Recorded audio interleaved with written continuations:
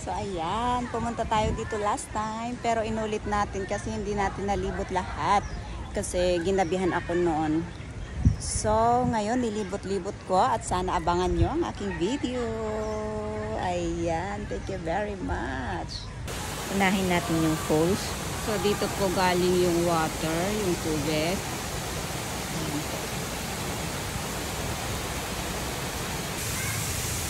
Ayan. Tapos papunta doon sa baba kaya naging falls, di ba? Gumawa sila ng paraan para may falls dito sa park. So ang galing talaga ng mga gumagawa ng dito. Pero in fairness, ang mga park dito walang entrance, hindi tulad sa Pilipinas, may mga entrance pa. Ayan. So ito po ang falls dito sa Yonlong. Ayan.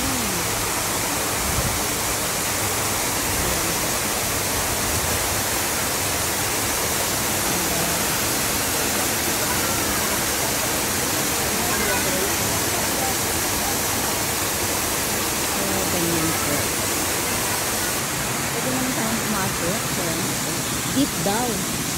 So, ibig sabihin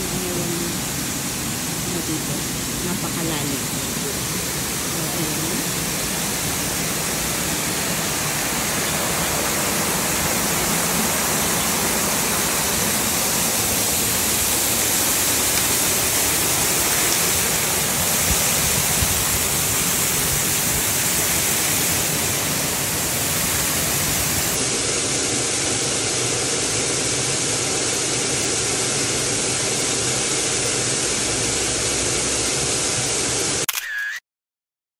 Ito po yung galing doon sa falls.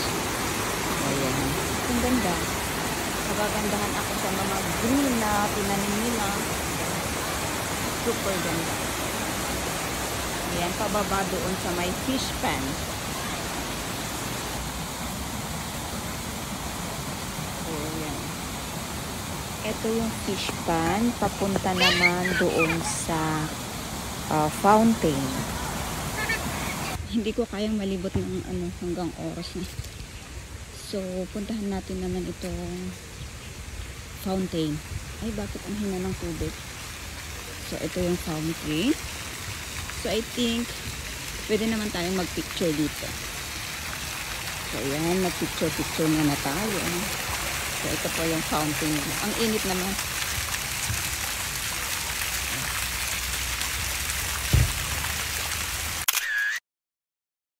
So, ayan. Tapos na tayo sa baba. Paakyat naman tayo.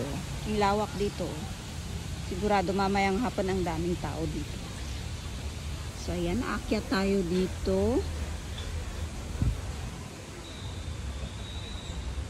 Ang daming lamok. Nainitan pa naman ako kasi lumabas na si Haring Araw. Kaya tinanggal ko yung jacket ko at maka-muffler. Diba?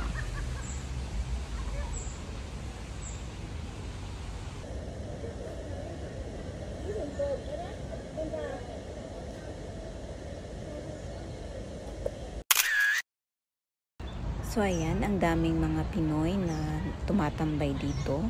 Yung mga day off ngayon.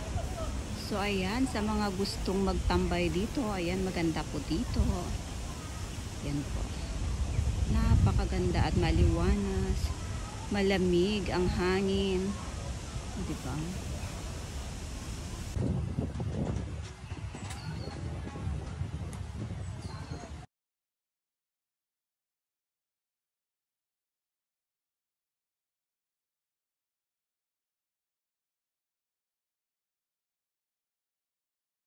So, ayan, ang ganda-ganda dito.